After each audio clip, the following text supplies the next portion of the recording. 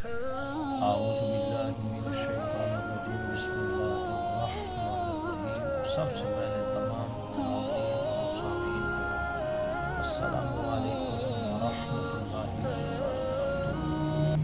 ابن ماجہ کی حدیث مبارکہ ہے، حضرت زید بن ارقم رضی اللہ عنہ سے روایت، صحابہ کرام رضوان اللہ اجمعین نے سرکار کی بارگاہ میں عرض کی، یا رسول اللہ صلی اللہ علیہ وسلم یہ قربانیاں کیا ہیں؟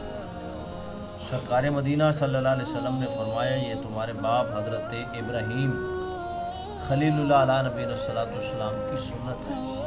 لوگوں نے عرض کی، یا رسول اللہ صلی اللہ علیہ وسلم ہمارے لیے اس میں کیا ثواب ہے؟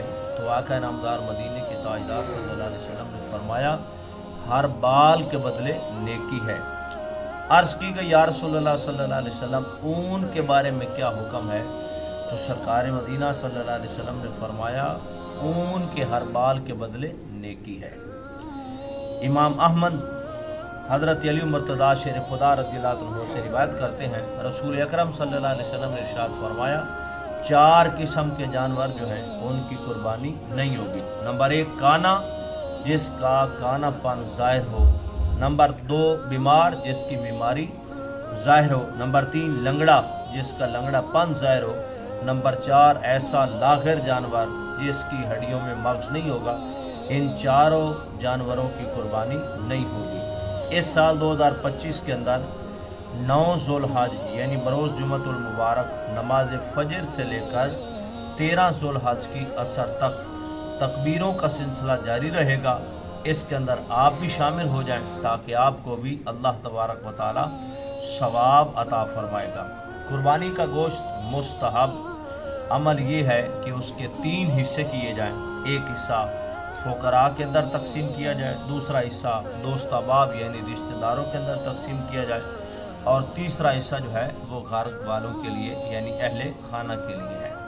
رہی بات قربانی کا چمڑا جو ہے، کھال جو ہے، جھول جو ہے، اس کے بارے میں کیا حکم ہے؟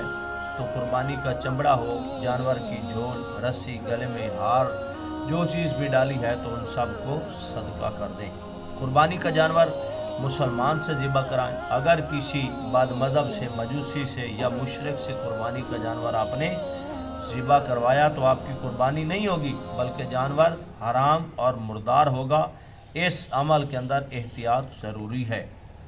امام مسلم حضرت عائشہ الصدیقہ سے روایت، سرکار دو عالم صلی اللہ علیہ وسلم نے فرمایا، عائشہ جی آقا چھری لاؤ۔ پھر آقا کریم نے ارشاد فرمایا، چھری کو تیز کر لو۔